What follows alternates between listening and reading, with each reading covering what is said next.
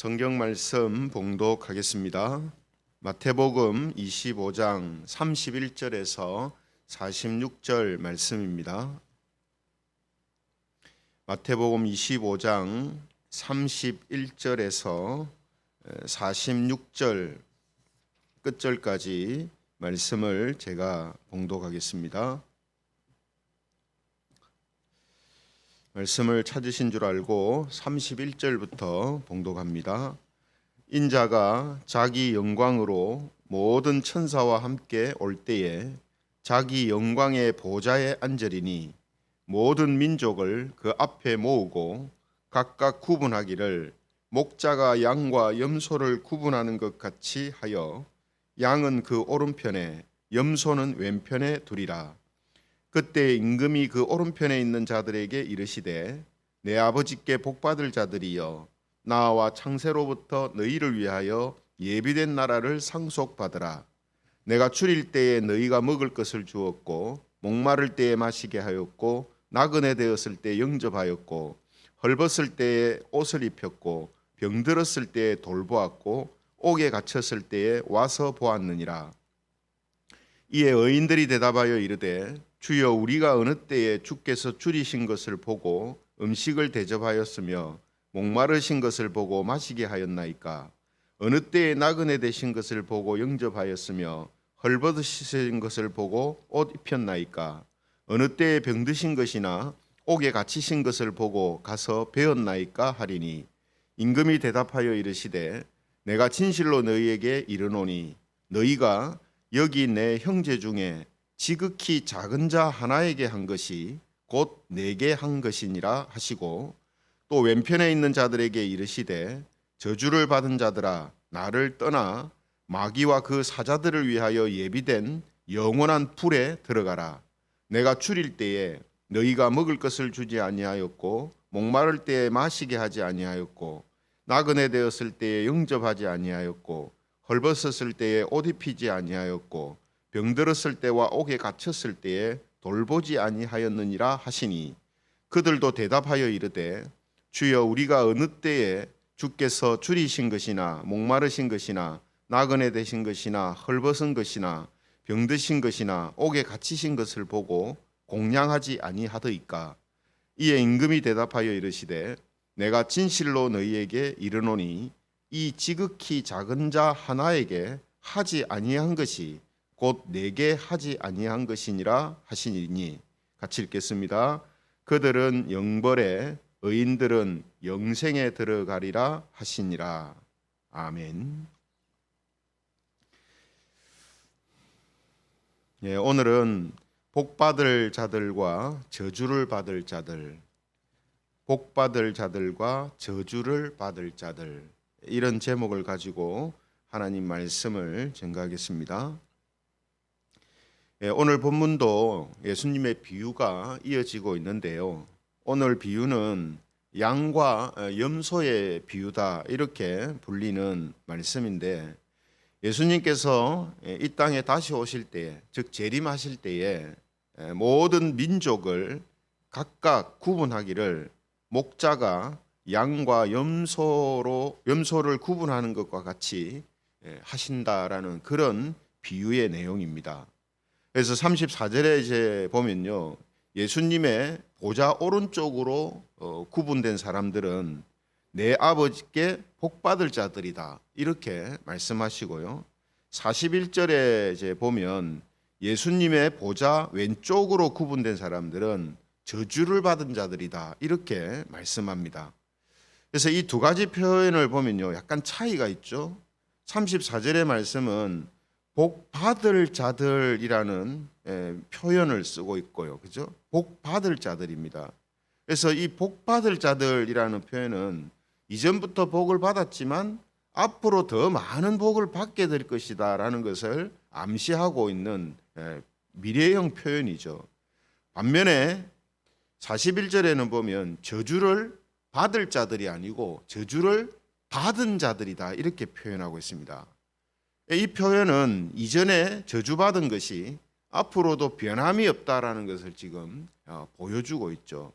그래서 복받을 자들, 저주를 받은 자들 이렇게 다르게 표현을 하고 있는 것을 보게 됩니다. 중요한 것은 뭐냐 하면 복받을 자들과 저주를 받은 자들을 구분하는 기준입니다.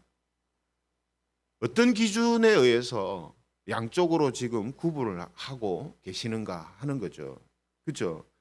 그 기준이 뭔지를 우리가 알아야 우리가 저주를 받은 자들 속에 아니라 복받을 자들 속에 포함되어 있을 수 있지 않겠습니까?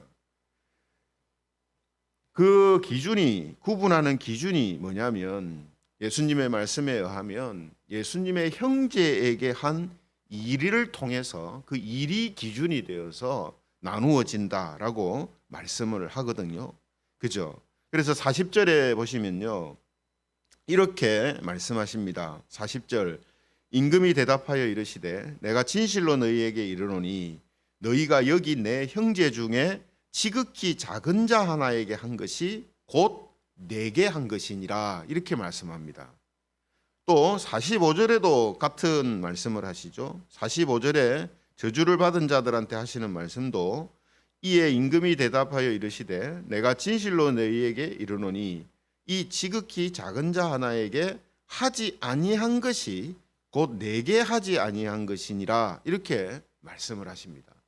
그러니까 지금 예수님 말씀은 복받을 자들은 왜 복받을 자들이 되느냐 하면 예수님의 형제들에게 선을 베푼 것이 예수님한테 베푼 것과 같이 보아주시기 때문에 오른편에 있게 되는 것, 즉 복받을 자들이 되는 것이고 저주를 받은 자들은 왜 저주를 받은 자들이 되냐면 예수님의 형제에게 해야 할 것을 하지 않음으로 인하여서 즉 선을 베풀지 않음으로 인하여서 그것이 곧 예수님을 향하여 선을 베풀지 아니한 것으로 취급되어서 그들은 저주를 받게 됐다 이렇게 이제 말씀하시는 겁니다.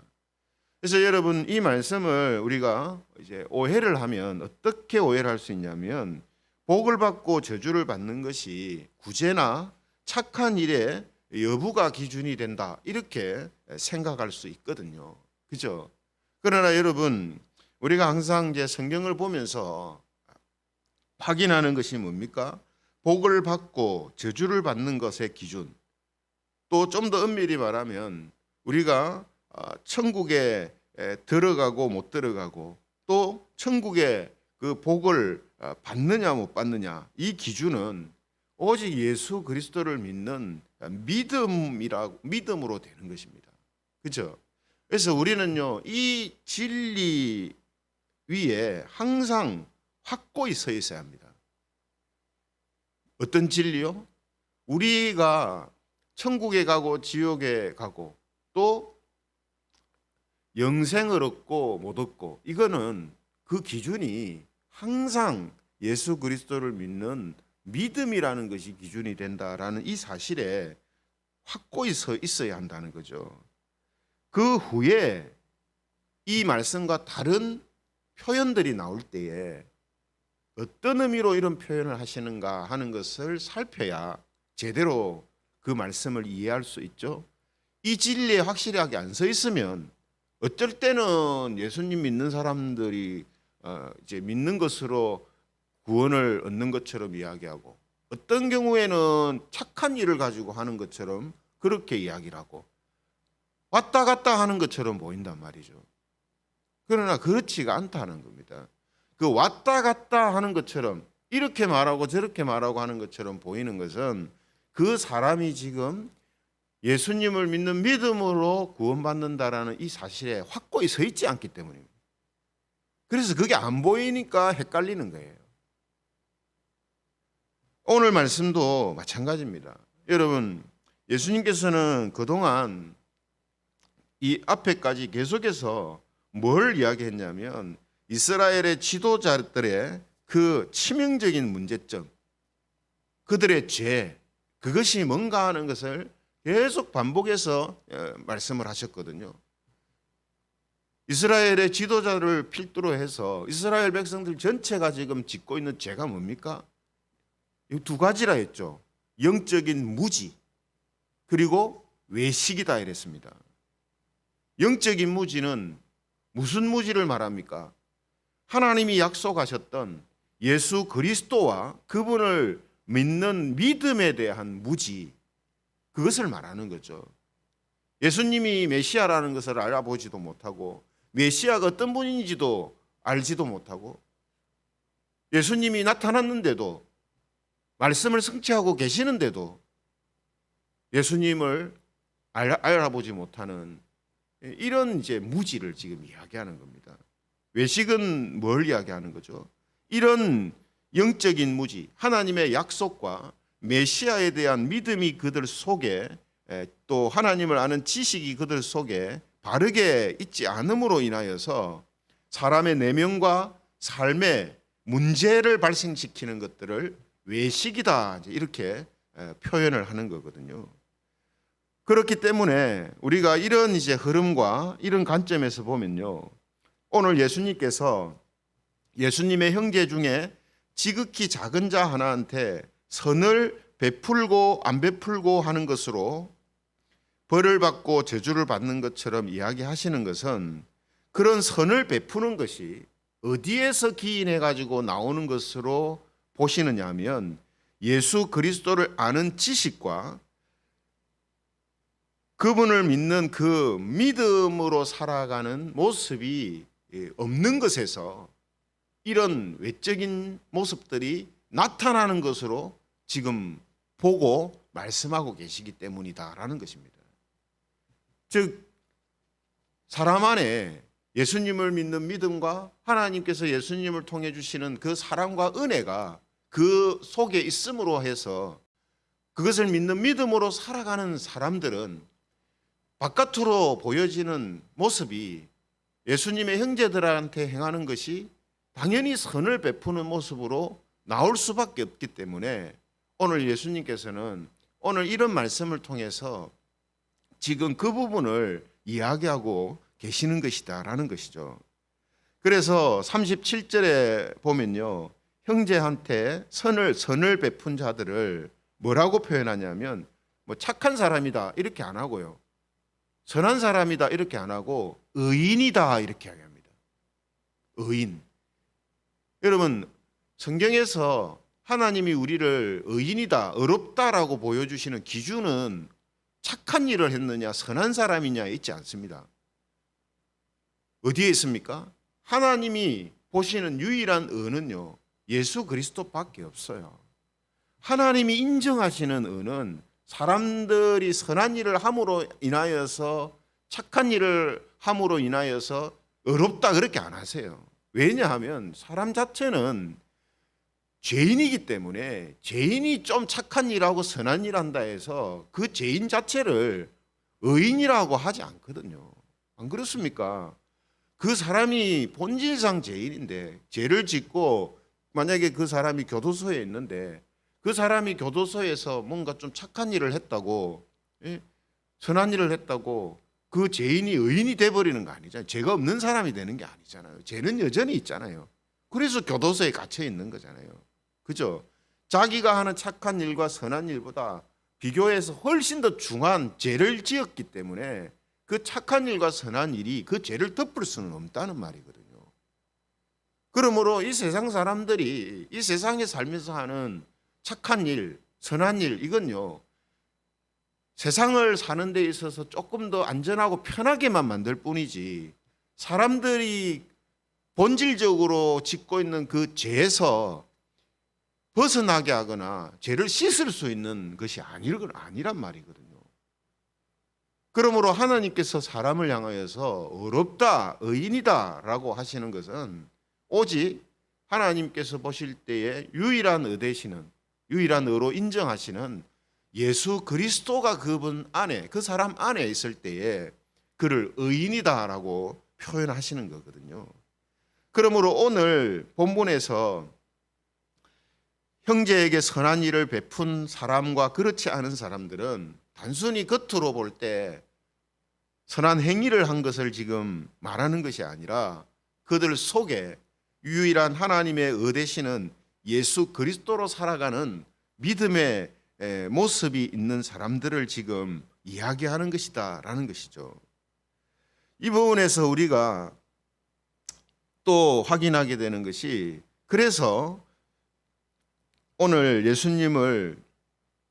예수님의 형제에게 어떻게 했는가 하는 것을 기준으로 나뉘어진 사람들에게 주어지는 결과가 예수님을 믿는 자와 거부한 자에게 주어지는 결과와 같은 것이 이제 나옵니다. 그게 마지막 46절이죠. 46절에 뭐라고 합니까? 그들은 영벌에, 의인들은 영생에 들어가리라. 영생에 들어가는 것도 마찬가지입니다. 그죠? 착한 일 했다고 영생에 들어간다. 이건 성경이 이야기하는 게 아니거든요. 예수님을 믿음으로 살아가는 사람들이 착한 일을 할 때에 그 착한 일이 하나님이 기뻐하시고 가치 있게 여겨주시는 일이 되는 것이지, 예수님을 믿지 않는 사람들이 죄 가운데 있으면서 착한 일을 한다고 영생을 주는 건 아니란 말이죠. 이 부분에서 우리가 또 하나 알게 되는 사실이 뭐냐면요, 예수님을 거부한 자들도 영원히 살게 되지만 그들은 벌을 받으며 영원히 살게 된다라는 것을 알 수 있습니다. 그렇죠? 왜 그렇습니까? 그들은 영벌에 처한다 이렇게 되어 있거든요. 영벌에. 영원한 벌을 받는다는 말은 영원히 살아있다 이 말이거든요. 영원히 살아서 그들은 영원한 벌을 받는 거예요. 반면에 성도들은 어떻습니까? 예수님을 믿는 자들은 영생에 들어가리라 했잖아요.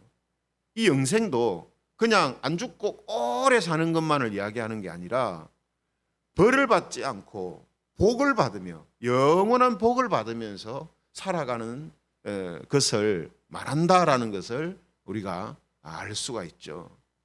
그래서 앞서 말씀하신 것처럼 복을 받을 자들이라 이렇게 표현하는 겁니다. 영원한 복을 받으면서 살아가는 것이 영생이라 이 말이에요. 예. 그래서 오늘 우리가 예수님의 이 비유를 통해서 결국은 이스라엘 백성들이 하나님에게 저주를 받은 자들로 살게 되는 이유, 그게 뭐냐 하면 예수님을 아는 지식과 그 지식을 통해서 그들의 내면과 외면이 하나님 보실 때에 바른 모습으로 나오지 않았음으로 인하여서 그들이 결국은 저주를 받은 자들이 되어졌다라는 사실을 우리는 이 말씀을 통해서 확인하게 되는 것이죠. 따라서 예수님을 우리가 믿을 때에 모든 사람들에게 이 땅의 삶은 끝이 아니라 영원한 세상이 시작되기 전에 준비하고 거쳐가는 시간과 공간이 되는 것입니다. 이 땅의 삶이 그렇다는 거죠. 왜냐하면 이 땅에서 육신의 삶은 한시적입니다. 제한적이잖아요. 그런데 이 땅의 삶 이후에 사람들이 죽어 없어지는 게 아니고 영원한 삶이 그 다음에 있다 이 말이에요. 영원한 삶이 그 다음에 있기 때문에 이 땅의 삶은 결국은 영원한 삶을 준비하는 단계고 거쳐가는 시간과 공간이 되는 겁니다. 사람들은 이거를 구분을 못하죠. 이거를 알지를 못합니다. 그래서 이 땅에서의 삶이 뭡니까? 끝이 아니고 또다시 기회가 온다. 우리 육신의 삶이 끝나는 게 아니라 육신의 삶이 또다시 기회가 온다. 그게 뭐 환생이니 뭐 이런 거잖아요. 그러나 성경은 뭐라고 합니까? 육신의 삶은 이 땅에서 한시적이다. 끝난다 이 말이에요. 그 이후의 삶이 있긴 있는데 그건 육신의 삶이 되풀이 되는 게 아니고 이제는 영원한 복과 영원한 저주를 받는 삶으로 나뉘어진다라는 것을 성경이 우리에게 이야기를 하고 있습니다. 그러므로 예수 그리스도를 아는 지식을 소유하는 복이 있어야 합니다. 그리고 그 지식을 소유했다는 것에 안주하지 말고 예수님을 아는 그 지식으로 살아가야 하는 것이죠. 지금 예수님께서 이야기하시는 부분이 바로 이거거든요. 이게 지금 이스라엘에게 없다 이 말이에요. 그래서 그들은 저주를 받은 자들이 되고 결국 나라가 망하고 예루살렘 성전이 망하는, 무너지는 이런 일이 그들에게 닥치는 겁니다. 그래서 그들은 거의 2000년 동안 나라를 잃고 그죠 살았던 거 아니겠습니까?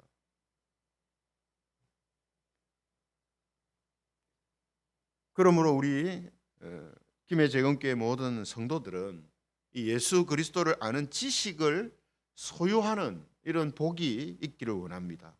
그리고 그 지식으로 살아가는 그런 복이 있기를 원합니다. 그래서 하나님께 영원히 복을 받을 의인으로서 하나님 보좌 우편에 서 있는 모든 성도들이 되시기를 주님의 이름으로 축원합니다. 말씀을 생각하시면서 같이 기도하면 좋겠습니다. 우리가 예수님을